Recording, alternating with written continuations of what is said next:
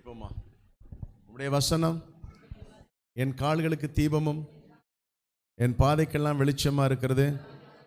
இன்று பேசப்படும் ஒவ்வொரு வார்த்தைகளையும் நீர் வரும் மட்டும் என்னுடைய வாழ்க்கையில் அப்பியாசப்படுத்துவேன் என்று உறுதி கூறுகிறேன். ஆமென்.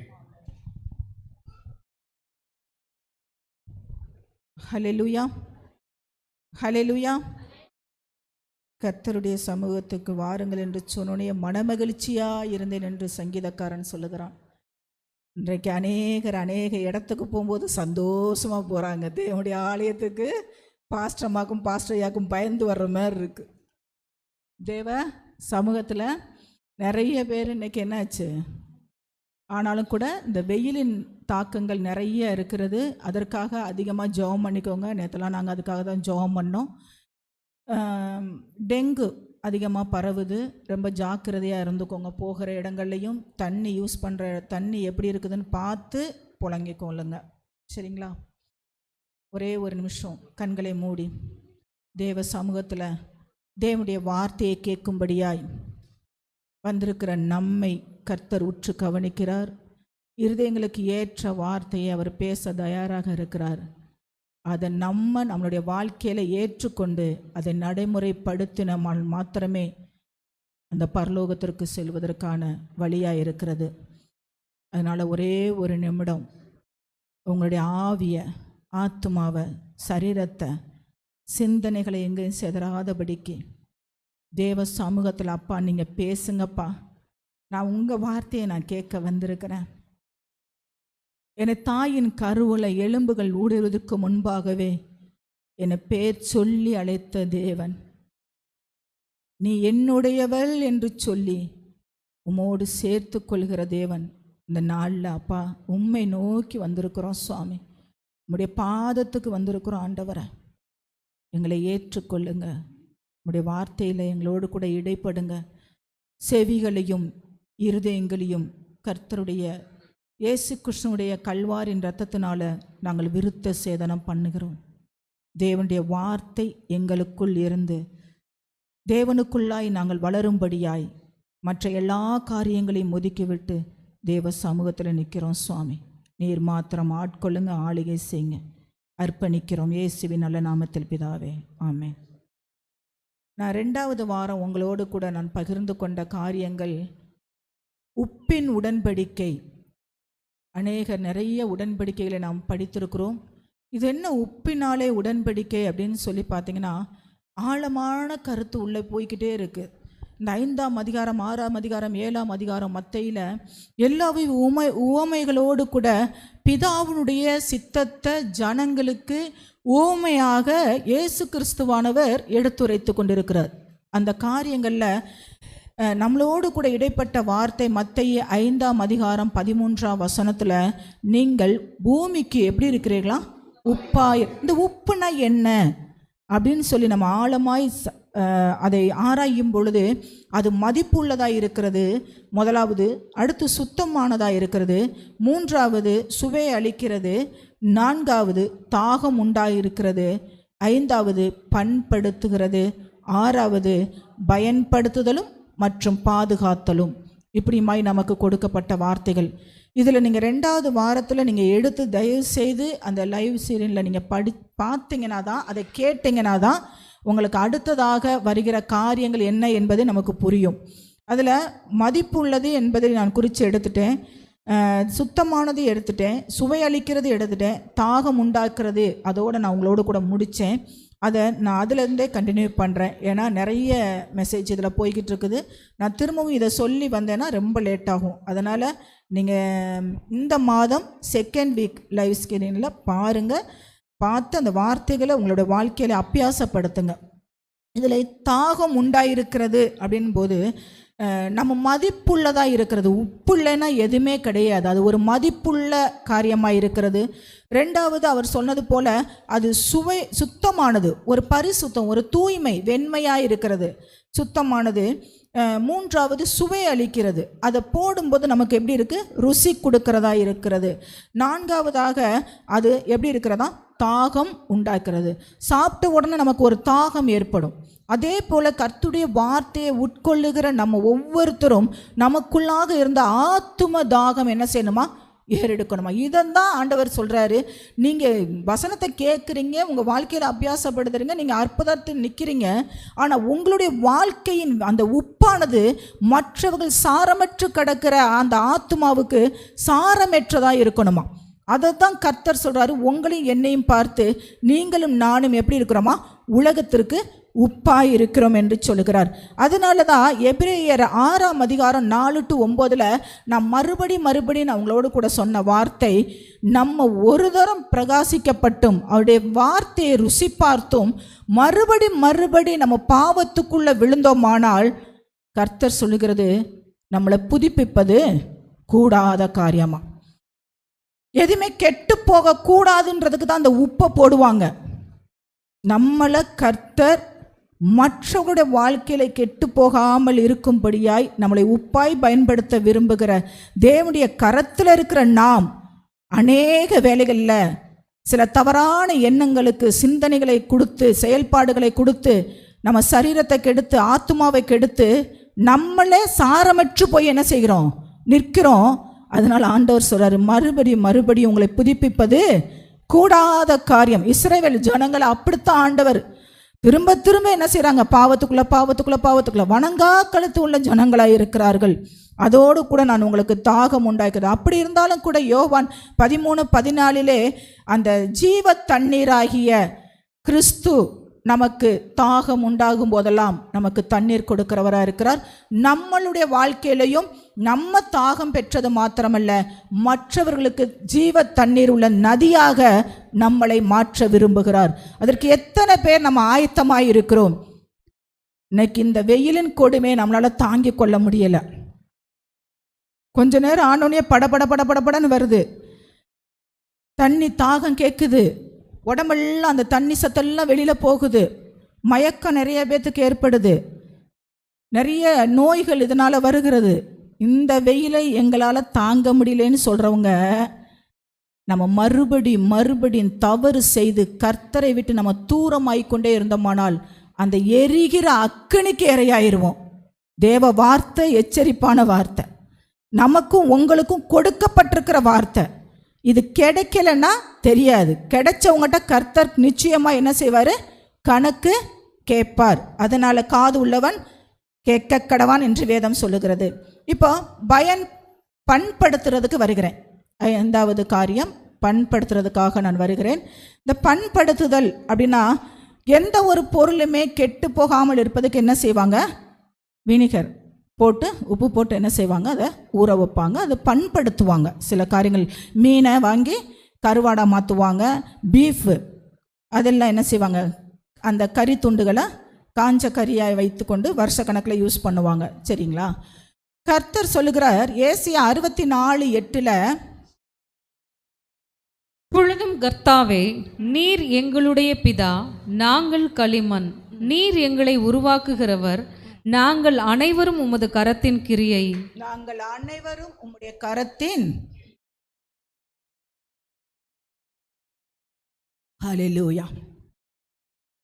மீன் செத்தா கூட கருவாடா மாறுது, மனுஷன் செத்தா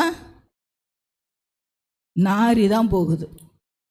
ஆனா இந்த மனுஷனுக்கு இருக்கிற பெருமையும் மேட்டின்மையும் என்னென்ன காரியங்கள் உயர்வா பேசிக்கொண்டே உட்கார்ந்துருக்கிறோம். இந்த இடத்துல சொல்றாரு, ஒரு குயவன் மண்ணை பண்படுத்துகிறாராம். அவருடைய சித்தத்தின்படி, அவருடைய நோக்கத்தின்படி அவர் எந்த பாத்திரமாய் வணைய வேண்டும் என்பதற்கு ஏற்பாறு அந்த மண்ணை என்ன செய்கிறாராம், பண்படுத்துகிறார், பக்குவப்படுத்துகிறார், அதற்கு தயாராக்குகிறார். அதே போலதான் நாம் பாவத்திலே கெட்டு போகும்போது கர்த்தர் நம்மை பண்படுத்த விரும்புகிறார். ஹல்லேலூயா, ஹல்லேலூயா. தேவன் சொல்லுகிறார் பாருங்க, பிதாவின் கையில் நாம் உருவாக்க தன்னை ஒப்பு கொடுக்க வேண்டுமாம். எல்லாம் அவரால் உண்டாக்கப்பட்டது.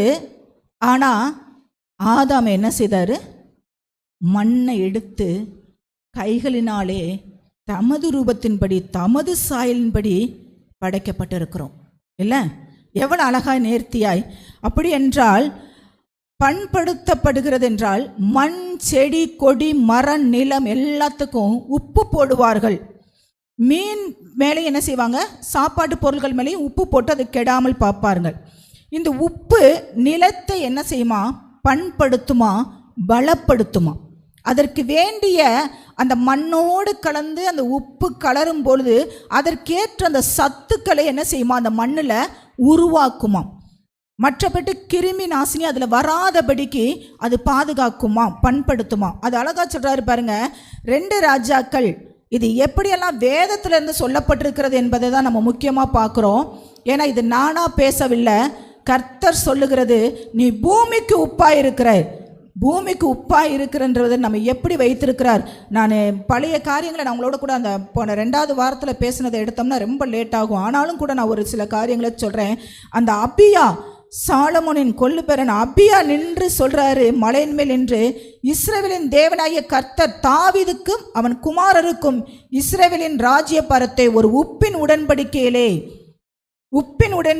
என்றென்றைக்கும் கொடுத்திருக்கிறார் என்பதை நீங்களும் நானும் அறிந்திருக்கிறோம். அந்த தாவீதின் வம்சத்தில் வந்த சந்ததி யாரு? ஈசாயின் அடிமரமாகிய இயேசு கிறிஸ்து. அவர் இந்த பூமியை ஆளுகை செய்வார் என்றால் அவருடைய பிள்ளையா இருக்கிற நீங்களும் நானும் இந்த பூமியை ஆளுகை செய்கிறோம், உப்பா இருக்கிறோம். எடுத்துக்கொள்ளுவோமா? 2 ராஜாக்கள் 2:21. அவன் நீரூற்றண்டைக்கு போய் உப்பை அதிலே போட்டு இந்த தண்ணீரை நான் ஆரோக்கியமாக்கினேன். இனி இதனால் சாவும் வராது, நிலம் பாலாவும் இராது என்று கர்த்தர் சொல்லுகிறார் என்றார். ஹல்லேலூயா. ஒரு பாலான நிலம், அந்த நிலத்துல நீரூற்று இருக்கிறது, அந்த தண்ணி எப்படி இருக்குதா, கெட்டு போயிருக்கிறது. ஆனால் இந்த எலிசா தீர்க்கதரிசின் மூலியமாய் கர்த்தர் சொல்லுகிறார், நீ போய் அதுல உப்பை போடு. ஹல்லேலூயா, ஹல்லேலூயா. நீ போய் அதுல உப்பை போடு. எரிகோ நகரத்தின் தண்ணீர் இது மிகவும் அசுத்தமாகவும் இருந்தது. அது தாகத்துக்கும் குடிக்க முடியாது, பயிர்களுக்கும் விளைச்சல்களுக்கும் விவசாயத்துக்கு கூட யூஸ் பண்ண முடியல. அப்படிப்பட்ட ஒரு தண்ணியாக இருந்த அந்த தண்ணீரை அவன் நீரொன்றென்றைக்கு போய் அதில் உப்பை போடுகிறான். அந்த தண்ணீர் ஆரோக்கியமானதினாலே இனி இதனால் சாவையும் நிலப்பாலும் உண்டாகாது என்று கர்த்தர் சொல்லுகிறார். ஹல்லேலூயா, ஹல்லேலூயா. தேவன் உங்களுக்கும் எனக்கும் எங்கெல்லாம் உப்பா இருக்க சொல்லுகிறாரோ அந்த இடத்துல நீங்களும் நானும் எப்படிப்பட்ட சூழ்நிலையில இருந்தாலும் சரி, அது நாற்றமற்ற வாழ்க்கையா இருந்தாலும் சரி, வீச்சம் எடுத்த வாழ்க்கையா இருந்தாலும் சரி, அது ஒன்றுக்குமே உதவாததா இருந்தாலும் சரி, உங்களையும் என்னையும் அந்த இடத்துல அனுப்புகிறார் என்றால் அந்த வாழ்க்கைக்குள்ளே நீங்கள் கடந்து போய் நீங்கள் கலந்து தேவனுடைய வார்த்தையை பேசுகிற வேளையில அந்த இடம் எப்படி இருக்குதா, ஆரோக்கியமாய் மாறுகிறதா. ஹல்லேலூயா, ஆரோக்கியமாய் மாறுகிறதா. இதுக்கு தான் இந்த பழைய 2வது வாரத்தில் எடுக்கும்போது சொன்னேன், நம்மளுடைய சொல், பேச்சு, வார்த்தைகள் எல்லாம் கர்த்தரை போல இனிதாக பேசக்கூடிய வார்த்தைகளாக இருக்கணும். ஹல்லேலூயா.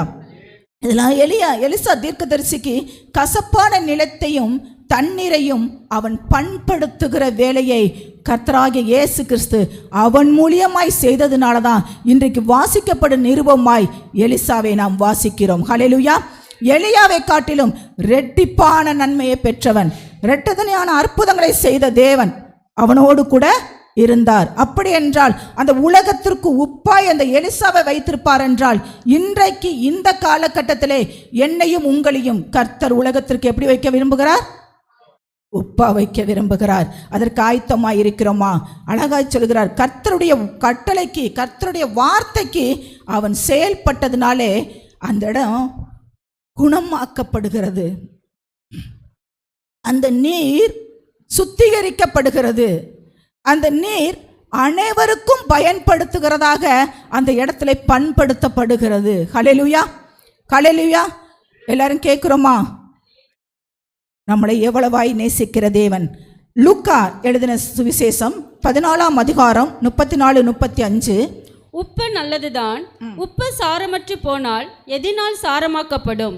அது நிலத்துக்காயிலும் எருவுக்காயிலும் உதவாது. அது வெளியே கொட்டி போடுவார்கள். கேட்கிறதற்கு காதுள்ளவன் கேட்க கடவன். ஹல்லேலூயா, ஹல்லேலூயா.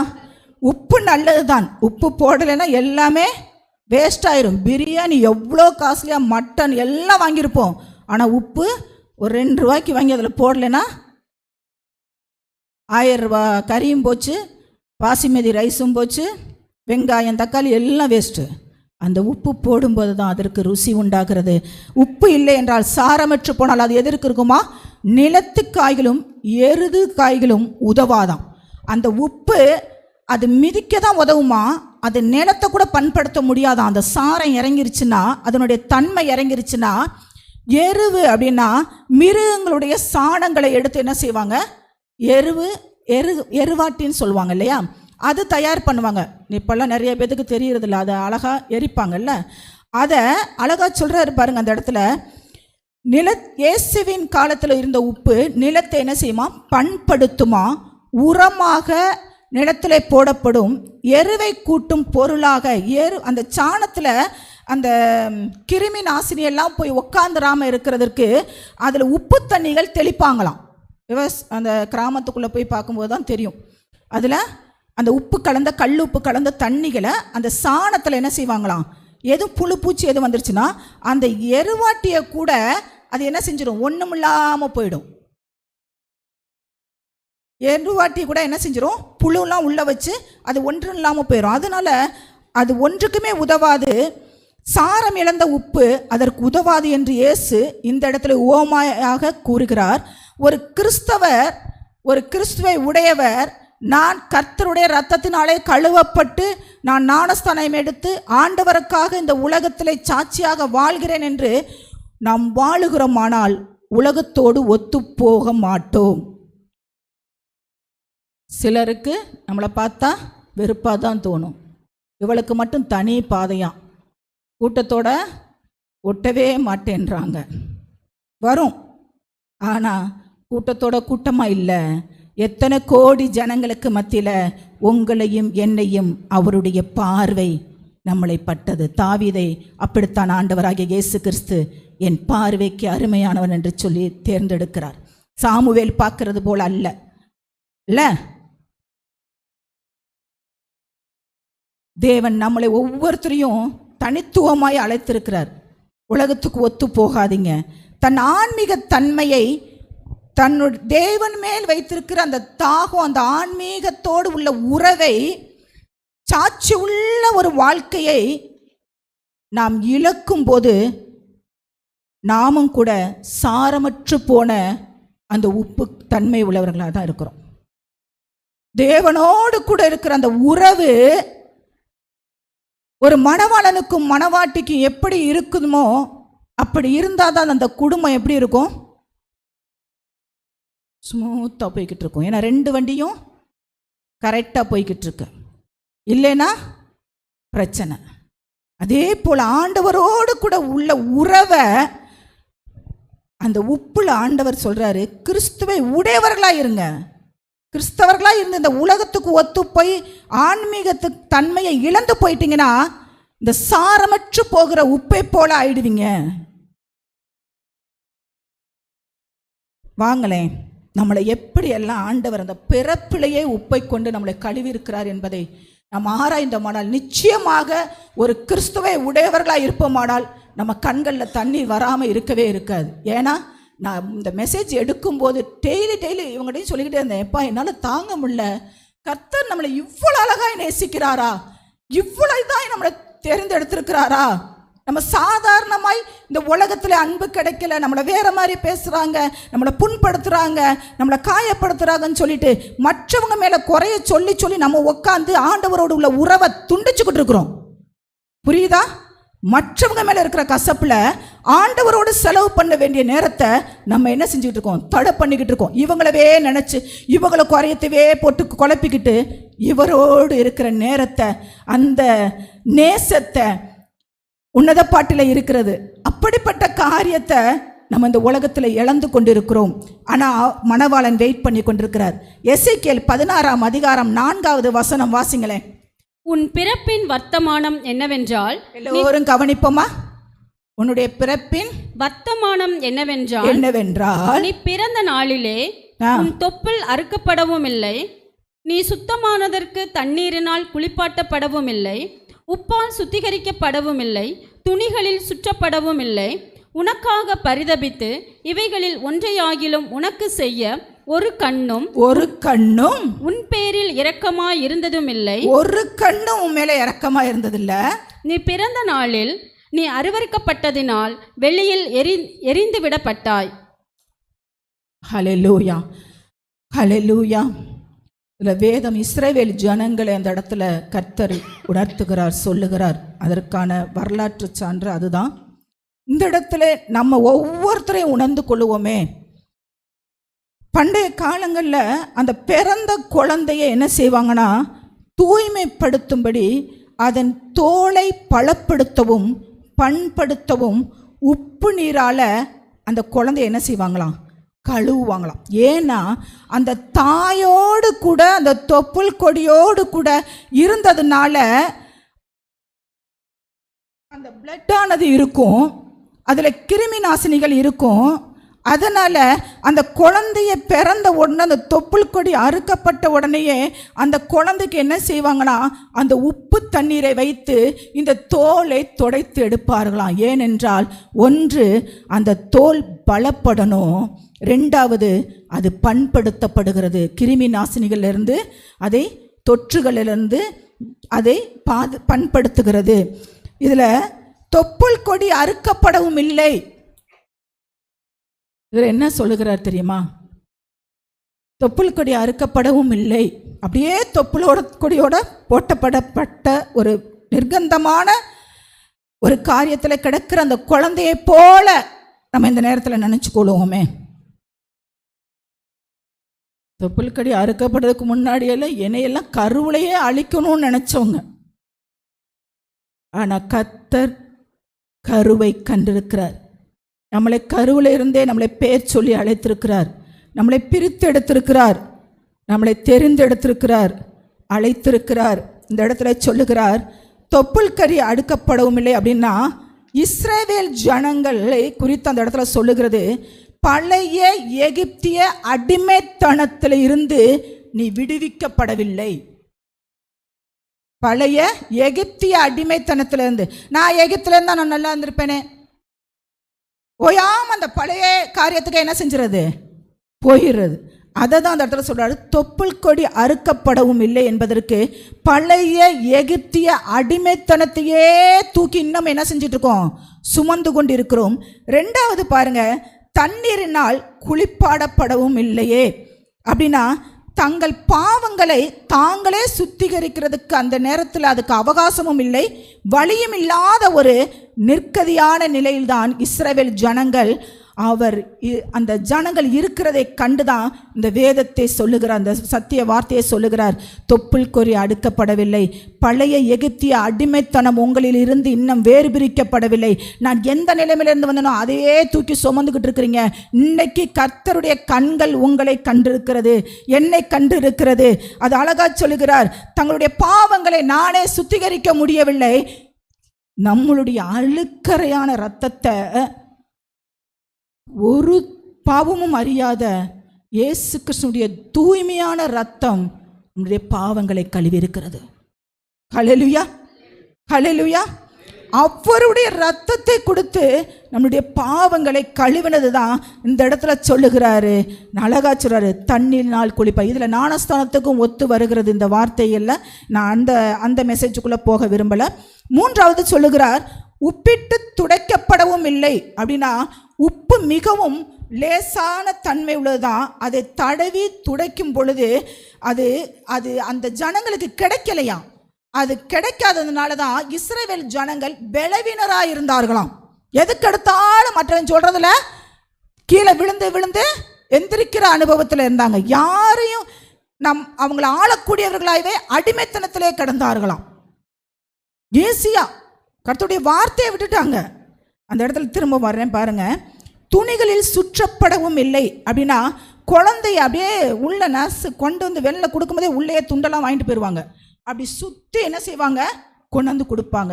ஏன்னா அந்த தாயின் வயிற்றிலே அது 9 மாத காலமும் எப்படி இருக்கும், இப்படியே கையும் காலையும் இப்படியே தான் இருக்கும். அந்த தொடச்சி கிடச்சி எடுத்ததுக்கு அப்புறம், அந்த தொப்புள் குடியெல்லாம் அறுக்கப்பட்டதுக்கு அப்புறம் அந்த குழந்தைய என்ன செய்வாங்களாம், அந்த பெட்ஷீட்டோ ஒரு டவலோ கொடுக்குறோன்னா அதை கை காலெல்லாம் நீட்டி வச்சு அதை அப்படி நல்லா என்ன செய்வாங்களாம், சுற்றி கொண்டாந்து தாயின் இடத்துல காட்டுவாங்க.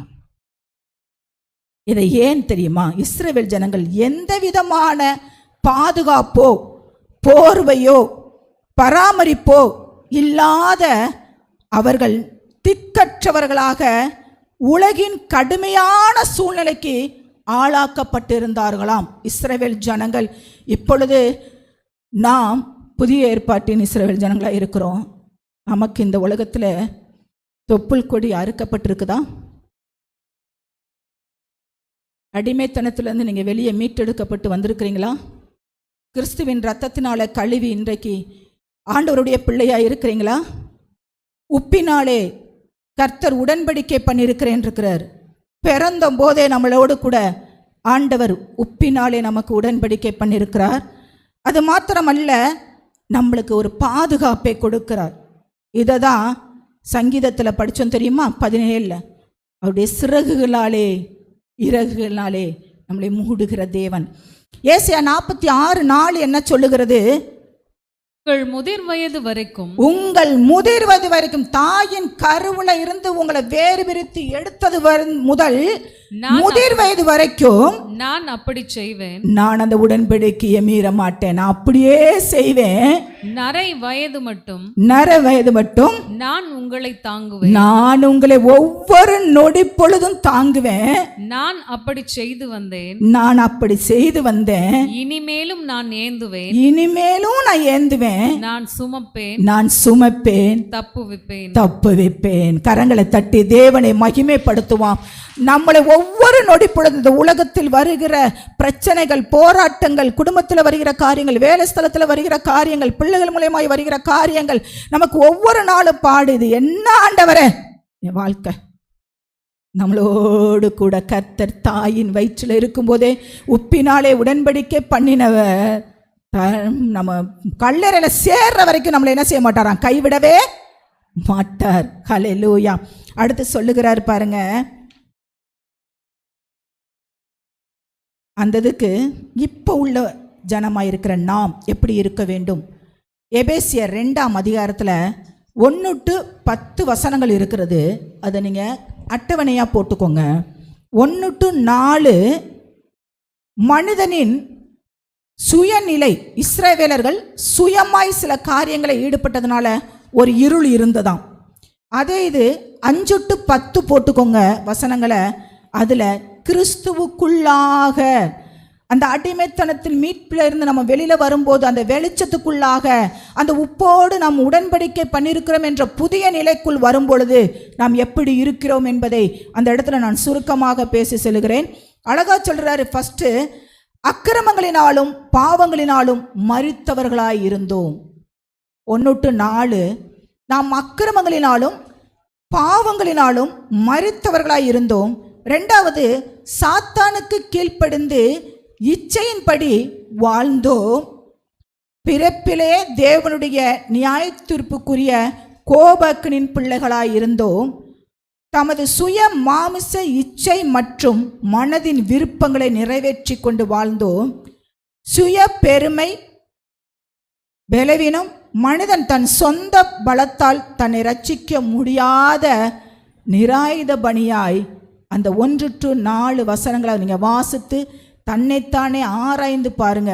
அப்படிப்பட்ட நிலையிலே கிடந்த நம்மளை ஆவிக்குரிய ஒரு ஜீவனை கொடுக்கும்படியாய் கிறிஸ்துவுடனே கூட நாம் உயிர்ப்பிக்கப்பட்டோம். ஹல்லேலூயா. பாவத்துக்கு செத்து நீதிக்கு பிழைத்தவர்களாய் நாம் இங்கே அமர்ந்திருக்கிறோம். ஹல்லேலூயா. அப்ப கிறிஸ்துவுடனே கூட நாம் என்ன செய்திருக்கிறோம்? எழுந்திருந்திருக்கிறோம், உயிர்ப்பித்திருக்கிறோம். தேவன் முன் குறித்த நற்கிரியைகளை செய்வதற்காக மாத்திரமே நீங்களும் நானும் சிருஷ்டிக்கப்பட்டோம். ஹல்லேலூயா.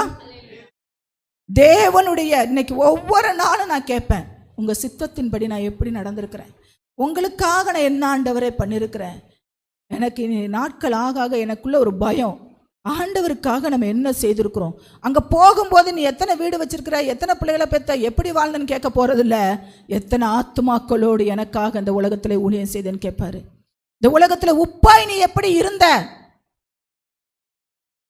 முன் சிருஷ்டிக்கப்பட்டிருக்கிறோம். பரலோகத்தில் கிறிஸ்து இயேசுவோடு கூட உட்காருகிற ஒரு ஸ்லாக்கியத்தை நாம் பெற்றிருக்கிறோம். ஹல்லேலூயா, ஹல்லேலூயா. தேவனுடைய அளவற்ற கிருபையும் அந்த விசுவாசமும் நம்மளை ஒவ்வொரு நிமிடமும் நம்மளை வழிநடத்துகிறதா இருக்கிறது. விசுவாசத்தின் ஈவு தான் அந்த இடத்துல லாஸ்ட் வசனம் வாசிங்க. இது உங்களால் உண்டானதல்ல, இது தேவனுடைய ஈவு. தகுதியே இல்லாத கிடந்த நம்மளை ஆண்டவருடைய இரத்தத்தினாலே நம்மளை மீட்டெடுத்திருக்கிறார். இது தேவனால் உண்டானது, இது தேவனுடைய ஈவாய் இருக்கிறது. ரட்சிப்பை இலவசமாக பரிசாக பெற்ற செல்ல பிள்ளைகளாக நாம் இருக்கிறோம். ஹல்லேலூயா, ஹல்லேலூயா. அதை தான் சொல்றாரு பாருங்க, 16ஆம் அதிகாரம் எசேக்கியேல் வந்துருங்களேன். 4:16 அந்த 4 வாசித்தீங்கல்ல, கீழே 5 வாசித்தீங்களா, அது கீழே வாசிங்க. நான் உன் அருகே கடந்து போகும்போது, கிறிஸ்து சொல்லுகிறார், நான் உன் அருகில் கடந்து போகும்போது மிதிக்கப்படுவதற்கு ஏதுவாய் நீ உன் இரத்தத்தில் கிடக்கிறதை கண்டு, நீ உன் பாவத்தினால் பிறப்பித்த அந்த இரத்தத்தோடு கிடந்ததினால உன் இரத்தத்தில் கிடக்கிற உன்னை பார்த்து, அந்த உன் இரத்தத்திலே கிடக்கிற உன்னை பார்த்து பிழைத்திரு என்றேன். இயேசு கிறிஸ்து ஒவ்வொருத்தரையும் பார்த்து சொல்லுகிறார், என்னை பார்த்து பிழைத்திரு என்று சொன்னார். சொல்லுங்களேன். இயேசு கிறிஸ்து மிதிக்கப்படுவதற்கு எதுவாய் கிடந்தேன் நான், என்னை பார்த்து சொல்றாரு, பிழைச்சிரு. ஹல்லேலூயா, பிழைத்திரு, பிழைத்திரு. வாசிங்க சிஸ்டர். ஆம், உன் இரத்தத்தில் கிடக்கிற உன்னை பார்த்து பிழைத்திரு என்று சொன்னேன். உன்னை வயலின் பயிரை போல வயலின் பயிரை போல அநேகமாயிரமாய் பெருகும்படி வைத்தேன். நீ வளர்ந்து பெரியவளாகி மகா சௌந்தரியவதியானாய். உன் ஸ்தனங்கள் எழும்பின, உன் மயிர் வளர்ந்தது. ஆனாலும் நீ நிர்வாணமும் அம்மனமுமாய் இருந்தாய். நான் உன் அருகே கடந்து போன போது உன்னை பார்த்தேன். இதோ உன் காலம் பருவ காலமாயிருந்தது. கன்னிகையாய் நிற்கிற, ஆனா நீ நிர்வாணமும் அவலட்சணமுமாய் இருக்கிற. ஏன்னா உன்னை ரட்சிக்கப்பதற்கு எதுவுமே இல்லாத ஏதுவான ஒரு நிலையில நீ கிடந்த. நான் உன்னை பார்த்து பிழைச்சிருன்னு சொல்றேன். நீ வளர்ந்திருக்கிற அந்த சொல்றாரு. அது என்ன காரணம் தெரியுமா? நாம் பாவிகளாக, அசுத்தமானவர்களாக, ரட்சிக்கப்பட வழியின்றி அனாதையாய் கிடந்தபோது எந்த கடவுள் உண்மையான கடவுளும் தெரியல. ஓடணும், முட்டுனோம், முழங்கால் படியிட்டோம், மண்ணுச்சோரை தின்னோம், உருண்டோம், பிறண்டோம். இல்லை, ஆண்டவர் சொல்றாரு, நாம் பாவிகளாய் அசுத்தமானவர்களாக ரட்சிக்கப்பட வழியின்றி அனாதையாய் கிடந்தபோது இயேசு கிறிஸ்து தம்முடைய கிருபையினாலே நம்மை தேடி வந்து ஒரு கண்ணு நம்மளை படலை. எல்லாரும் மிதிச்சுட்டு போற நிலைமையில கிடந்தோம். ஆனா கர்த்தர் உங்களையும் என்னையும் பார்த்து சொல்லுகிறார், என் கண் உன்னை பார்த்துச்சு, பிழைச்சிருன்னு சொன்னிச்சு, நானே உன்னை தேடி வந்தேன். அவருடைய இரத்தத்தினாலே நம்மளை கழுவி ரட்சிப்பின் வஸ்திரத்தை, ஹல்லேலூயா, அவலட்சணமாய் நிர்வாணமாய் கிடந்த நம்மளை, பாவம் ஆதாமேவாள் செய்ததோடு தான் தெரிகிறது நான் நிர்வாணியாய் இருக்கிறேன் என்று சொல்லி. ஆதாமே நீ எங்க இருக்கிற? நான் நிர்வாணியாய் இருக்கேன். ஏன்? பாவம் ஆட்கொண்டதுனாலே நான் நிர்வாணியாய் இருக்கிறேன். இந்த இஸ்ரவேல் ஜனங்களுக்கு ஆண்டவர் சொல்லுகிற வார்த்தை, ரட்சிப்பின் வஸ்திரத்தை உடுத்தி அன்பை வெளிப்படுத்தினாராம். ஹல்லேலூயா, ஹல்லேலூயா. அது 8வது வசனம் வாசிங்க சிஸ்டர். நான் உன் அருகே கடந்து போது நான் உம் அருகே கடந்து போன போது உன்னை பார்த்தேன். இதோ உன் காலம் பருவ உன் காலமாயிருந்தது. காலம் பருவ காலமாயிருந்தது.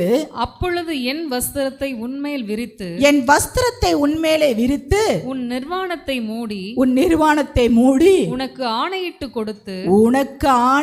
கொடுத்து உன்னோடு உடன்படிக்கை பண்ணினேன் என்று. உன்னோடு உடன்படிக்கை, அந்த பிறந்த போது உன்னோடு ஒரு உடன்படிக்கை பண்ணிருக்கிறேன் என்று கர்த்தராகிய ஆண்டவர் சொல்லுகிறார். அகிலத்தை உண்டாக்கின தேவன் சொல்லுகிறார், நீ என்னுடையவள். யாருக்குமே நம்மளை பிடிக்கலனாலும் போதுங்க, அப்பாவுடைய பார்வை என் மேல பட்டிருக்கு, என்னை பிழைச்சிருன்னு சொல்லியிருக்கிறாரு.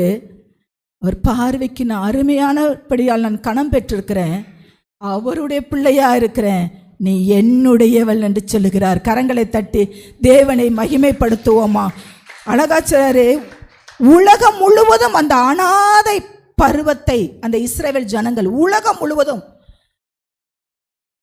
இஸ்ரவேல் ஜனங்கள் அந்த குழந்தையாய் நினைச்சு கொள்ளுங்க, அருவருத்து கடந்து போனதாம். ஆனால் தேவன் விலகி போகல, தானாக அருகில வந்து நமக்கு ரட்சிப்பு கொடுத்திருக்கிறார். பிரமகாலம் அப்படி என்றால் அன்பு செலுத்துவதற்கு ஏற்ற பருவம். இந்த வாலிப பருவம் என்பது மிக மிக மிக மிக ரொம்ப முக்கியமான பருவங்க. இந்த குழந்தை பருவத்தில் அந்த 10 மாதங்களையும் அவங்கள காப்பாற்றி ஒரு வருஷத்துக்கு நம்ம எப்படி கொடுக்குறோமோ அதே போலதான் இந்த பருவ காலத்தில் அன்புக்காக இன்னைக்கு அநேக வாலிப பிள்ளைங்க ஏங்கிக்கிட்டு இருக்கிறாங்க. அதற்கு தவறான தோல் கொடுக்கிறவர்கள் வரும்பொழுது இவர்கள் அறியாமல் சாய்கிறவர்களாய் இருக்கிறார்கள். சரியான தோல்ல சாயல, தவறான தோள்களில் சாஞ்சு இதுதான் எனக்கு இளைப்பாறுதல் நினைச்சிட்டு இருக்கிறாங்க. ஆனா ஆண்டவராகிய இயேசு கிறிஸ்து சொல்லுகிறாரு, அன்பு செலுத்துவதற்கேற்ற பருவ காலம், அந்த வாலிப பருவம் அவள் அடைந்தால் இஸ்ரவேல் ஜனங்கள் மனம் முடிக்க யாருமே முன் வரல. அவங்களை மீட்டெடுக்க, அவங்களுக்கு ஒரு வாழ்க்கையை கொடுக்க, பாவத்தில் கிடந்த இஸ்ரவேல் ஜனங்களை என் மனவாட்டியா எடுத்துக்கொள்வதற்கு கர்த்தராகிய இயேசு கிறிஸ்து தானாகவே என்ன செய்தாராம்? முன் வந்தாராம். தானாகவே முன் வந்தாராம்.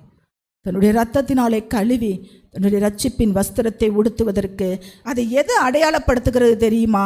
இஸ்ரவேல் ஜனங்கள் அவர்களுடைய பாவத்தினாலே தகுதி இல்லாதிருந்தார்கள், ஆனாலும் தேவனுடைய அன்பு அவர்களை ஈர்த்தது. இது என் வஸ்திரத்தை உன்மேல். முற்காலத்தில் ஒரு வாலிபன், ஒரு புருஷன் சொல்லுவார்கள், ஒரு பெண்ணை திருமணம் செய்ய வேண்டும் என்றால் அவளுக்கு முதலாவது பாதுகாப்பு கொடுக்கணுமா. அதை தான் போவாஸ் ரூத்தினிடத்திலே செய்கிறார். பார்க்கிறோமா? இந்த போவாசின் வம்சத்தில் வந்தவர் தான் கர்த்தராகிய இயேசு கிறிஸ்து. அந்த இடத்துல அழகா சொல்றாரு பாருங்க, 3:9 வாசிங்க. ரூத்து, நீ யார் என்று கேட்டான் போவாஸ். அவள் நான் உம்முடைய அடியாளாகிய ரூத், நீர் உம்முடைய அடியாள் மேல் உம்முடைய போர்வையை விரியும், நீர் சுதந்திரவாளி என்றாள். ஹல்லேலூயா. இந்த இடத்துல சொல்றாரு, நான் ஒரு அடிமை பெண் ஐயா. போவாசின் பக்கத்தில் உட்கார்ந்து அந்த போர்வையை இழுத்து பண்றா. நகோமி தான் மாமியார் சொல்லி தான் அனுப்புறாரு, நமக்கு அடைக்கலாம் அவர் தான், நம்ம அடிமைத்தனத்தை மாற்றுவதற்கு அவரால் மாத்திரம்தான் முடியும், நீ போன்னு சொல்லும் பொழுது அந்த வார்த்தைக்கு கீழ்ப்படிந்து அவள் போய் அந்த போவாசின் போர்வையை இழுக்கும் பொழுது அவன் சொல்லுகிறான் பாருங்க, நீ அடிமையானவள் அல்ல, நீ சுதந்திரவாளி. ஹல்லேலூயா. அந்த பெரும்பாடு உள்ள ஸ்திரீ அந்த கூட்டத்தின் நெரிசலையும் அந்த வஸ்திரத்தின் ஓரத்தின் தொங்கையை தொட்டால் நான் சொஸ்தமாவேன் என்று என்ன செய்தாராம்? போனா, விசுவாசித்தாள், சுகம் பெற்று கொண்டாள். இன்னைக்கு நம்மளுடைய பாவக்கரங்கள் கரைய வேண்டுமானால் அந்த உப்பினாலே உடன்படிக்கை பண்ணப்பட்டிருக்கிறோம். அந்த இடத்துல சொல்லுகிறாரு, நீ பாதுகாப்பற்ற நிர்வாணையாயம் அவலட்சணமாய் கடந்த ஆண்டவர் சொல்லுகிறாரு. முற்காலத்தில் நமக்கு எப்படி அப்படி ஒரு ஒப்பந்தம் இருந்துச்சோ, நான் ஏற்கனவே 2வது வாரத்தில் எடுக்கும்போது சொன்னேன், இன்னைக்கும் நடைமுறையில் திருமண ஒப்பந்தங்களில் உப்பை கொடுத்து பரிமாற்றி கொள்வார்களாம். முதலாவது உப்பை தான் என்ன செய்வாங்களாம், பொண்ணு வீடு மாப்பிள்ளை வீடையும் கொடுத்து, ஏன்னா அது உண்மைத்தன்மை உள்ளது, அது மறைக்க முடியாது. நம்ம எவ்வளோதான் உப்பு போட்டாலும் நம்ம என்ன செஞ்சிடும், வெளிக்காட்டிடும். ஆனால் அது கண்ணுக்கு தெரியாது, வெளியில் காட்டி கொடுத்துரும். உண்மையின் உடன்படிக்கை. அடுத்து சொல்கிறாரு பாருங்க, அதை தான் சங்கீதம் 91:4, 17:8, அவர் தமது சிறகுகளாலே உன்னை மூடுவார், அவர் இறக்கையின் கீழே அடைக்கலம் புகுவாய். அழகா சொல்றாரு, உம்முடைய சிறகின் நிழலிலே என்னை காப்பாற்றும் என்று சங்கீதக்காரன் தாவீது சொல்லுகிறான். அந்த சிறகு தான் ஆண்டவர் இந்த போர்வைக்கு அடையாளமாக காட்டுகிறார். அதில் அழகா சொல்றார் பாருங்க, உன்னோடு உடன்படிக்கை, தேவன் இஸ்ரவேலோடு சீனாய் மலையிலே செய்த உடன்படிக்கையை, சீனாய் உடன்படிக்கையை இது குறிக்கிறதா இருக்கிறது. இது வெறும் சாதாரணமான ஒப்பந்தம் அல்ல, ஒரு திருமண பந்தம் போன்றது. ஹல்லேலூயா. பிறக்கும் போதே எங்கள் பாஸ்டர் அடிக்கொருவா சொல்லுவேன், ஸ்ரீலங்காவிலேருந்து வந்தேன் அப்படின்வார். எத்தனை வருஷத்துக்கு வந்தீங்க? 74 வந்தேன் அப்படின்னு சொல்லுவார். நான் எல்லாத்துலேயும் சொல்லுவேன், நான் 76 பிறந்தேன். நான் பிறக்கிறதுக்கு முன்னாடி மணவாளன் என்ன செஞ்சுருக்கிறார் ஆண்டவர், ஆயத்தப்படுத்தி மதுரை சைடில் இந்தியாவுக்கு அனுப்பிச்சி வச்சிருக்கிறாரு அப்படின்னு. அதே மாதிரி கர்த்தர் நம்ம பிறக்கும் போதே நம்மளை மணவாட்டியாக ஒரு ஒப்பந்தம் பண்ணியிருக்கிறார். உப்பினாலே ஒரு உடன்படிக்கை பண்ணியிருக்கிறார். அது நரமயிறு வரைக்கும் நம்மளை என்ன மாட்டாரா, கைவிடவே மாட்டார். அழகா சொல்றாரு பாருங்க, நீயும் என்னுடையவள். கடைசியாக முடிக்கிறாரு, நீயும் என்னுடையவள், நான் உனக்கு தேவனாய் இருப்பேன், நீங்கள் என் ஜனமாய் இருப்பீர்கள் என்று எசேக்கியேல் 37:27 சொல்லப்பட்டிருக்கிறது. அதே இது எரேமியா 31, 33, 32, 38 எழுதி வைத்துக் கொள்ளுங்கள். இந்த இடத்துல ஏசாயா 43:4 வாசிங்க சிஸ்டர். நீ என் பார்வைக்கு அருமையானபடியினால், நீ என் பார்வைக்கு அருமையானபடியினால் கனம் பெற்றாய், கனம் பெற்றாய், நானும் உன்னை சிநேகித்தேன், நானும் உன்னை சிநேகித்தேன், ஆதலால் உனக்கு பதிலாக மனுஷர்களையும் போதும், என் பார்வைக்கு நீ அருமையானபடியால் கனம் பெற்றாய். போதும். 43:1 வாசிங்க. இப்போதும் யாக்கோபே, இப்பொழுதும் யாக்கோபே, உன்னை சிருஷ்டித்தவரும், உன்னை சிருஷ்டித்தவரும், இஸ்ரவேலே, இஸ்ரவேலே, உன்னை உருவாக்கினவருமாகிய, உன்னை உருவாக்கினவருமாகிய கர்த்தர் சொல்லுகிறதாவது, கர்த்தர் சொல்லுகிறதாவது, பயப்படாதே, பயப்படாதே, உன்னை மீட்டுக்கொண்டேன், உன்னை மீட்டுக் கொண்டேன், உன்னை பேர் சொல்லி உன்னை அழைத்தேன், பேர் சொல்லி அழைத்தேன், நீ என்னுடையவன், நீ என்னுடையவள். ஒன்றுமே இல்லாம மிதிக்கப்பட்டுகிற நிலைமையில கிடந்த நம்மளை ஆண்டவர் என்ன சொல்லுகிறார் தெரியுமா, உன்னை பேர் சொல்லி எடுத்திருக்கிறேன், நீ என்னுடையவள், நீ பயப்படாத. 366 தடவை சொல்லப்பட்டிருக்கிறது. வருஷம் முழுவதும் காலையில் எந்திரிச்சோன்னு சொல்லுங்க, இந்த உலகம் மாமிசம் பிசாசை கண்டு நான் பயப்பட மாட்டேன். ஆமென். கிறிஸ்து இயேசுவானவர் எனக்குள் இருக்கிறார், ஜெயம் கொடுக்கிறவர் எனக்குள் இருக்கிறார். வேதம் அழகா சொல்லுது, ஆதரவற்று முகவரியற்று சாவுக்கு நேராய் கிடந்த உங்களையும் என்னையும் கர்த்தர் அகிலத்தையும் உண்டாக்கின தேவாதி தேவனுடைய சொந்த மணவாட்டியாக, ஹல்லேலூயா, சொந்த மணவாட்டியாக அந்தஸ்தை கொடுத்திருக்கிறார். கரங்களை தட்டி தேவனை மகிமைப்படுத்துவோமா? எவ்வளோ பெரிய அந்தஸ்துங்க. திக்கற்ற பிள்ளைகளுக்கு இன்னைக்கு ஆகாரம் கொடுப்பது பெரிதா இருக்கு. ஆனால் நம்மளை மணவாட்டியாக்கி அவரோடு கூட அந்த பரம சிங்காசனத்தில் வீற்றிருக்கும்படியாய், அதை தான் சொல்கிறாரு. இந்த எசேக்கியேல் முழுவதுமாக நீங்கள் வீட்டில் வாசித்து பாருங்கள். 9 to 14 வரைக்கும் நீங்கள் வீட்டில் வாசித்து பார்த்தீங்கன்னா அதில் அலங்காரங்கள் எப்படியெல்லாம் நமக்கு அலங்கரித்திருக்கிறார்னு இருக்கும். ஆசீர்வாதங்களும் அதில் இருக்கிறது.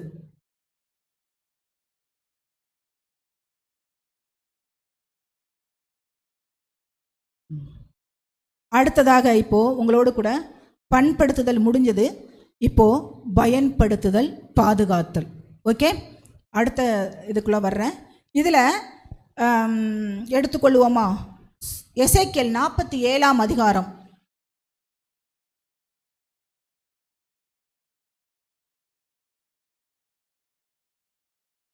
8:9. வாசிங்க sister. அவர் என்னை நோக்கி, இந்த தண்ணீர் கிழக்கு தேசத்துக்கு புறப்பட்டு போய் வனாந்தரம் வழியாய் ஓடி கடலில் விழும். இது கடலில் பாய்ந்து விழுந்த பின்பு அதன் தண்ணீர் ஆரோக்கியமாகும். சம்பவிப்பது என்னவென்றால், இந்த நதி போகும் இடமெங்கும் சஞ்சரிக்கும். போதும் sister, ஒரு நிமிஷம். இந்த பண்படுத்துதல் அப்படின்றது ஆதியாகமம் 14:3, எண்ணாகமம் 34:12 உப்பு கடல் என்று சொல்லப்படுகிறது. இதற்கு சாக்கடல், சவக்கடல் என்றும் பெயர். இதற்கு என்ன பெயர்? சாக்கடல், சவக்கடல் என்றும் பெயர். இறந்த கடல் அப்படின்னு கூட சொல்லுவாங்க. செத்து போன ஒரு கடல். அது ஆதியாகமம் 14:3 எண்ணாகமம் 34:12 எழுதி வைத்துக் கொள்ளுங்க. இதுகளை வாசிக்க வேணாம், நேரம் இல்லை. உப்பு கடல் என்றும், உபாகமம் 3:17 அரபா கடல் என்றும், எசேக்கியேல் 47:18 யோவேல் 2:20 யோசுவா 12:3 எசேக்கியேல் 47:18 யோவேல் 2:20 யோசுவா 12:3 கீழ்க்கடல், கிழக்கு கடல் என்றும் இதை அழைப்பார்கள். இந்த உப்பு கடல், சவக்கடல், இறந்த செத்த கடலுக்கு ஆதியாகமத்தில் இருந்து அந்த யோவேல், புதிய ஏற்பாட்டில் யோவேல் வரைக்கும் இந்த கடலை பற்றி சொல்லப்பட்டிருக்கிறது. இது உப்பு கடல் என்று சொல்லப்பட்டிருக்கிறது. சவக்கடல், உப்பு கடல் இல்லையா? நாம் இன்று பயன்படுத்தும் சாதாரண சமையல் உப்பு போன்றதல்ல. இயேசுவின் காலத்தில் இருந்த உப்பு மண்பாண்ட தாதுகள், அதில் என்னன்னா தாதுக்கள் இருந்துச்சான். அக்காலத்தில் மக்கள் இந்த சாக்கடலிலே, கரைகளிலே, ஓரங்களில் இருக்கிற உப்பை சுரண்டி எடுத்து இதில் சோடியம் குளோரைட், பல தாதுக்கள் கலந்திருந்தன. இதில் விவசாயத்தில் தாவரங்களின் பூக்கள் நல்லா இதாக வரணும்னு சொல்லி, மற்றும் பழங்களின் வளர்ச்சிக்கு பொட்டாசியம் என்றும் தாது மிக அவசியமான உரமாக இந்த சாக்கடல் உப்பு ஒரு சிறந்த இயற்கை உரமாக நிலத்திற்கு பயன்படுத்தப்பட்டதாம். ஹல்லேலூயா. இது உங்கள் மைண்டில் அப்படியே நிற்கணும். இந்த சாக்கடலை பற்றி என்ன சொன்னாங்க, எதுக்கு இவ்வளோ விரிவாக உங்கள்கிட்ட சொல்லணுன்றது இல்லை. அழகா சொல்லுகிறாரு. எருவுக்கு பயன்படுத்தப்பட்ட விதம் எப்படின்னா, இந்த விலங்குகளின் கழிவுகளில் இந்த சாணம், இந்த விவசாய எருவுகள் எல்லாம் மற்றும் எருக்களில் உள்ள உப்பு மிக முக்கிய பங்கு வகித்ததாம். ஏன்னா அந்த அழுக்குகளை தடுத்தல், சாண குவியலிலே உப்பு தெளிக்கும் போது அது பாக்டீரியாக்களின் அதிகப்படியான அந்த நெறிகளை கட்டுப்படுத்தி எரு அழுகி போகாமல், வீணாகாமல் பாதுகாப்பாக வருஷ கணக்கில் அந்த விவசாய இடங்களில் போய் பார்த்தீங்கன்னா வருஷ கணக்கில் அடுக்கி வச்சுருப்பாங்க அந்த எருவாட்டிகளை. பார்த்துருக்கீங்களா? பழைய எருவாட்டி, இது புதிய எருவாட்டின்னு சொல்லி அடுக்கி வச்சுருப்பாங்க. அதை நிறையது எரிக்கிறதுக்கு யூஸ் பண்ணுவாங்க, நிறையது நிலத்துக்கு போய் போட்டு அதை பண்படுத்துவார்கள். இந்த சவக்கடல் மிக அதிக அளவு உப்புத்தன்மை இருப்பதால் எந்த உயிரினமும் அந்த தண்ணியை குடித்தா வாழ முடியாது. வேதாகமம் சொல்லுகிறது, இது ஜீவனற்ற தன்மையையும் ஆவிக்குரிய வறட்சியின் சாபத்தையும் குறிக்கிறதாம். அந்த சவக்கடல், அந்த உப்பு கடல்ல இருந்தது. நம்மளுடைய வாழ்க்கையிலே அப்படிப்பட்ட நிலைமையில இருப்போமானால், மற்றவருக்கு பிரயோஜனமற்று இருப்போமானால், நம்ம ஜீவனற்ற தன்மையோடும் ஆவிக்குரிய வறட்சியோடு சாபத்தோடு இருப்போமா. புரியுதா? உப்போடு கடலோடு சொல்லும்போது ஆதியாகமத்தில் சோதம் குமாரா நகரங்கள் அழிக்கப்படும் போது அந்த பகுதி உப்பு கந்தகமும் நிறைந்த பால் நிலமாக மாறியிருந்ததாம். லோத்தின் மனைவி அந்த சவக்கடலின், அந்த உப்பு கடலின் தெற்கு பகுதியில் தான் உப்பு கம்பமாக நிறுத்தப்பட்டார்களாம். அவ்வளோ உப்பு அந்த தன்மை. தாவீது ராஜா சவுலுக்கு பயந்து ஓடும் பொழுது தஞ்சம் புகுந்ததும் அந்த சவக்கடலின் மேற்கு கரையில் உள்ள என்கதி என்ற சோழவன பகுதியிலே ஒளிந்திருந்ததாக இந்த சவக்கடலின் கூடிய வரலாறு குறிக்கிறது. இதனுடைய வீரியத்தை அதிகரிக்கிறது அப்படின்னா இதில் 21 வகையான தாதுக்கள் நிறைந்துள்ளதாம் இந்த சவக்கடலில் இருக்கிறதுல. உப்பில் உள்ள வேதிப்பொருட்கள் அந்த சாணத்தில் உள்ள நைட்ரஜன் மற்றும் பொட்டாசியம் வீரியத்தை மண்ணுக்கு கடத்த இந்த உப்பு என்ன செய்யப்படுச்சாம், பயன்படுத்தப்படுகிறதாம். அதே போல் சாரமற்று போனால் மழையினாலும் வெயிலினாலும் அந்த உப்பு வெயிலில் வச்சுருந்தீங்கன்னா கரைஞ்சு போயிடும் இல்லையா, அதுக்குரிய தன்மை போயிடும். மழையில் நனைஞ்சா உப்பு வீணாக போயிடும். உண்மையான உவப்பு தாதுகள் கறந்து போய் வெறும் அந்த கற்கள் மாத்திரம் இருக்கும் பொழுது மண் மட்டுமே எஞ்சிருந்தால் அது சாரமற்ற உப்பு எனப்படும். இந்த சாரமற்ற உப்பு எருவில் கலந்தால் எருவை இறுகமாய்க்கிருமா. அந்த உடைக்க கூட முடியாதான், எருவாட்டியை உடைச்சி வைக்க முடியாதான், பாலாய். இதனால்தான் இயேசு அது எருவுக்கும் உதவாதுன்னு சொல்லியிருக்கிறார். அந்த எருவுக்கு கூட அந்த உப்பு உதவாதுன்னு சொல்லிட்டாரு.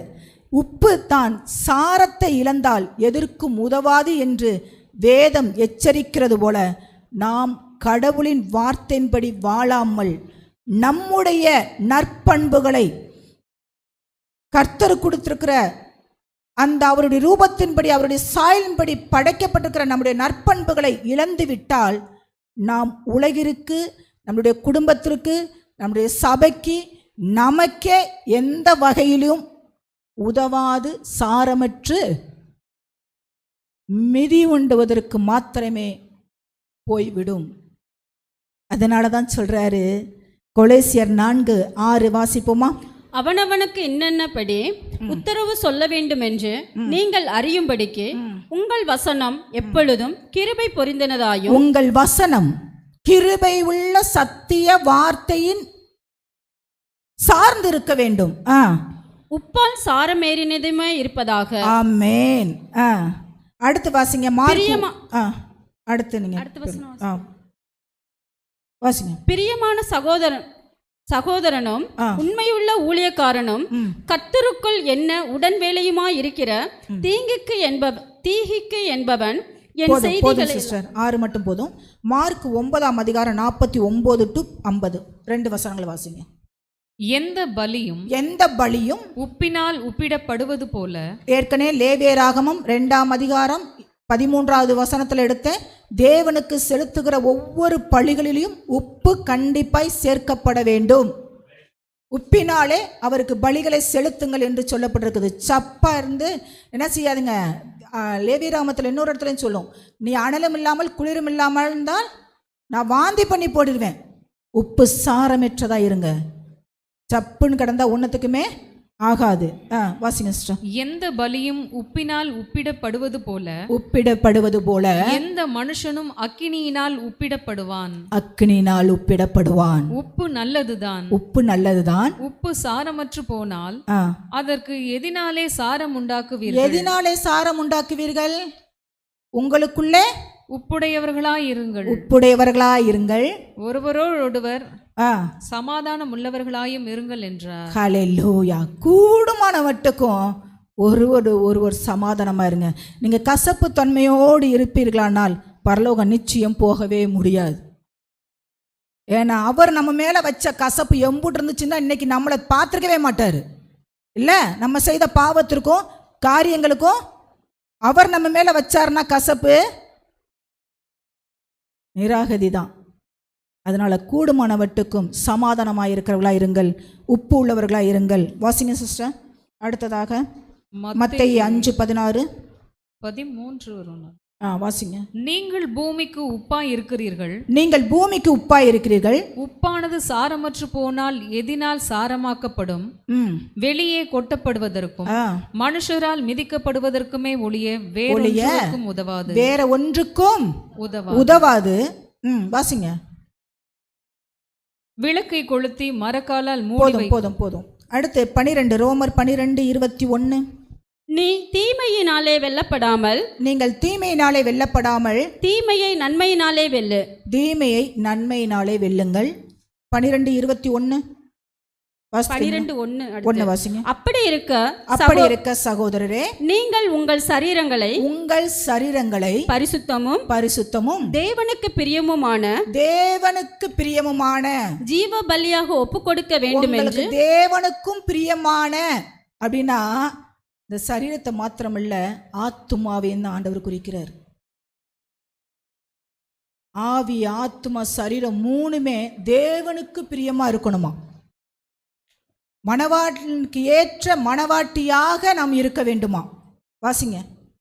தேவனுடைய இரக்கங்களை முன்னிட்டு இந்த எசேக்கியேல் 47 டெய்லி வாசித்து பாருங்க. இந்த 16ஆம் அதிகாரத்தையும் வாசித்து பாருங்க. அவருடைய இரக்கங்களின் மித்தமாய் உங்களை வேண்டிக் கொள்கிறேன், இதுவே நீங்கள் செய்யத்தக்க புத்தியுள்ள ஆராதனை. ஆமென். புத்தி உள்ள ஆராதனை. நீங்கள் இந்த உலகத்திற்கு ஒத்த வேஷம் தெரியாதபடிக்கு தேவனுடைய வசனத்திற்கு கீழ்ப்படிந்து உங்களுடைய உப்பு சாரமற்று போய்கொண்டே இருக்குது என்று தன்னைத்தானே நிதானித்து அறிந்து கொள்ளுங்கள். அதை சாரமேற்றி கொள்ளுங்கள் தேவனுடைய வசனத்தினாலே.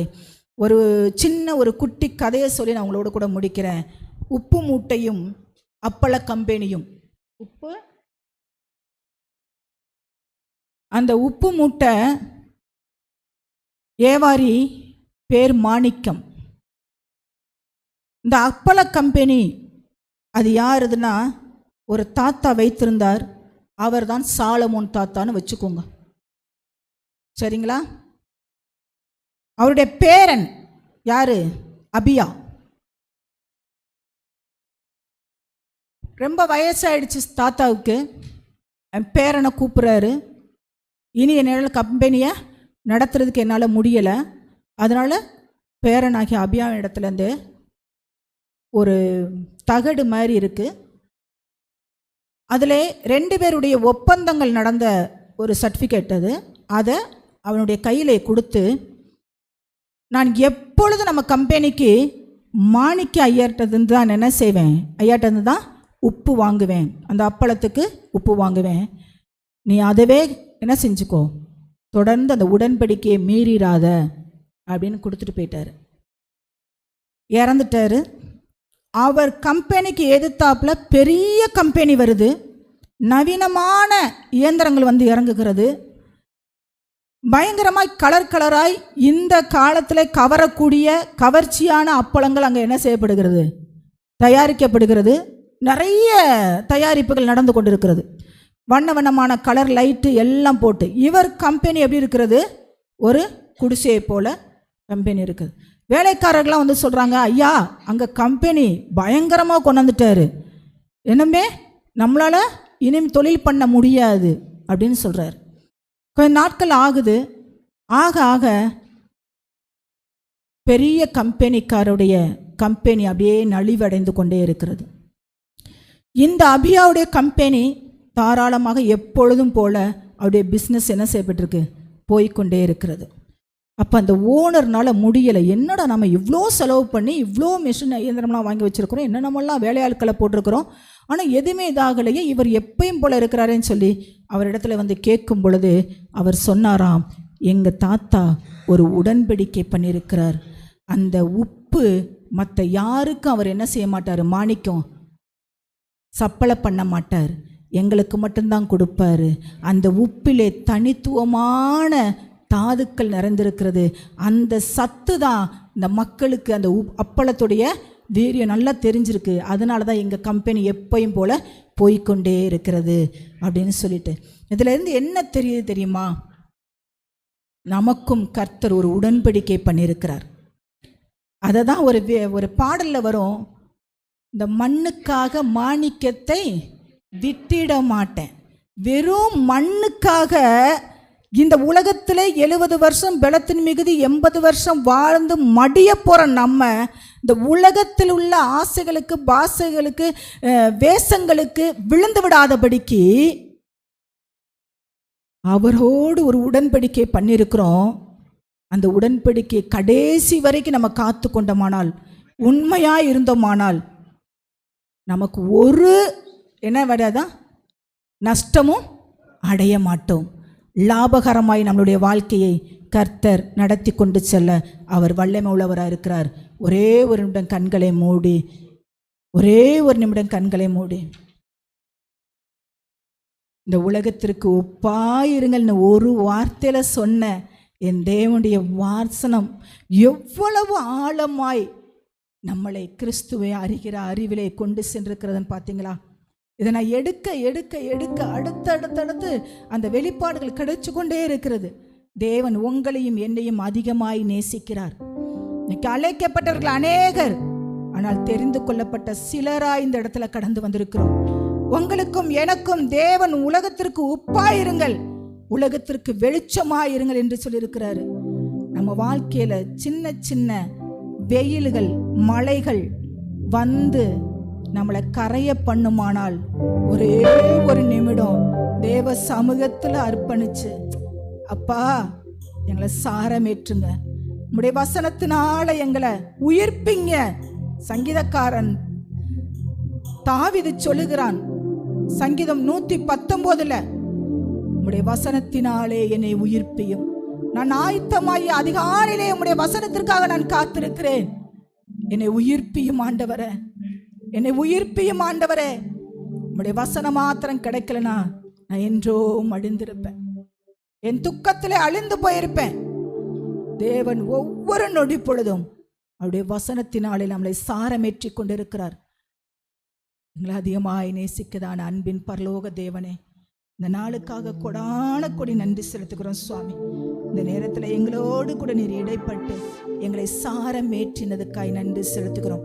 இதை ஒரு நாள் நாங்கள் அவிழ்த்து போயிடாதபடிக்கு ஒவ்வொரு நாளும் உமக்குள் அந்த மணவாளனுக்கேற்ற மணவாட்டியாக நாங்கள் நடந்து கொள்ள எங்களுடைய ஆவி ஆத்தும சரீரத்தை, சிந்தனைகளை, செயல்பாடுகளை, வார்த்தைகளை, கிரியைகளை, எண்ணங்களை, நடக்கைகளை உங்களுடைய பலிப்பிடத்தில் தகன பலியாய் ஒப்பு கொடுக்கிறோம் சுவாமி. எங்களை ஆட்கொள்ளுங்க, அபிஷேகிங்க.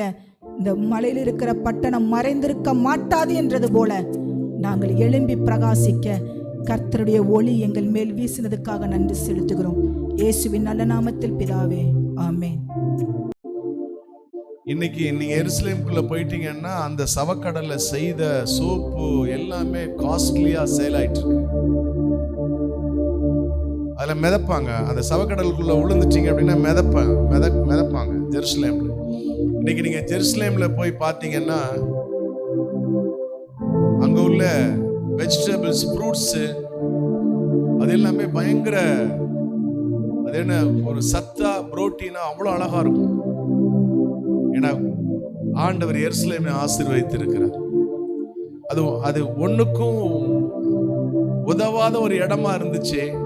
இன்னைக்கு எருசலேமை போல ஒரு செழிப்பான நகரம் எங்கேயுமே இல்லை. ஒரு ஆமென். எசேக்கியேல் 47 வாசிங்க. எசேக்கியேல் 47:8-9. எசேக்கியேல் 47:8-9 வாசிங்க. அவர் என்னை நோக்கி, இந்த தண்ணீர் கிழக்கு தேசத்துக்கு புறப்பட்டு போய் வனாந்தர வழியாய் ஓடி கடலில் விழும். இது கடலில் பாய்ந்து விழுந்த பின்பு அதன் தண்ணீர் ஆரோக்கியம் ஆகும். அந்த சாக்கடல், சவக்கடல் என்பது, அந்த சவக்கடல் செத்த கடலாய் இருந்தத அந்த எசேக்கியேல் 47:8-9 பார்த்தீங்கன்னா, எருசலேம் தேவாலயத்தின் வாசற்படியில் கிழக்கிலிருந்து பாயும் நதி. இன்னைக்கு நம்மளுக்கு இந்த மாச வாக்குத்தத்தம் என்ன கிடைச்சிச்சு? வாக்குத்தத்தம் என்ன கிடைச்சு? ஆமென். தேவன் நதியினால என்ன செய்கிறாரா?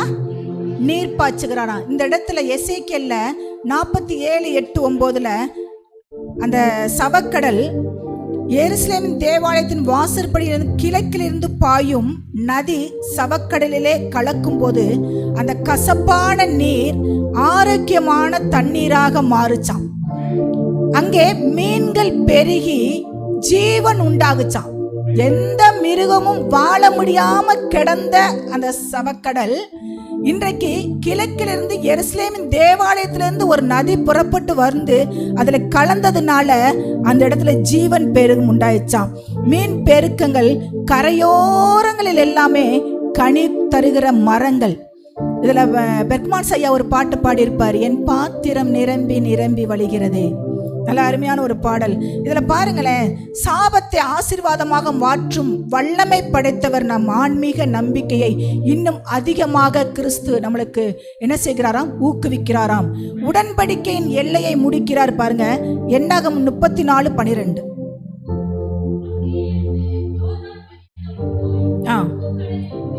உப்பு கடலிலே முடியும்,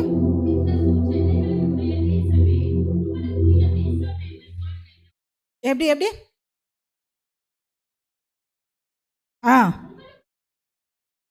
உங்களுக்குரிய தேசம் என்று சொல். இஸ்ரவேல் மக்களுக்கு கடவுள் வாக்குத்தத்தம் செய்த கானான் தேசத்தின் கிழக்கு எல்லையாக சவக்கடல் அமைந்திருந்தது.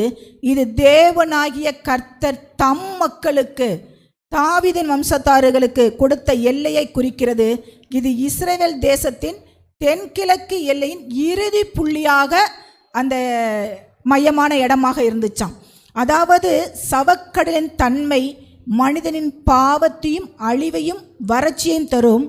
ஆனால் கடவுளின் கிருபை அந்த நதி எவ்வளவு பெரிய சாபமாக இருந்தாலும் அது ஆசீர்வாதமாக மாற்றி ஒரு வளர்ச்சியை, ஒரு பெருக்கத்தை நமக்கு கொடுப்பதற்கு கர்த்தர் வல்லமையுள்ள தேவனாய் இருக்கிறார்.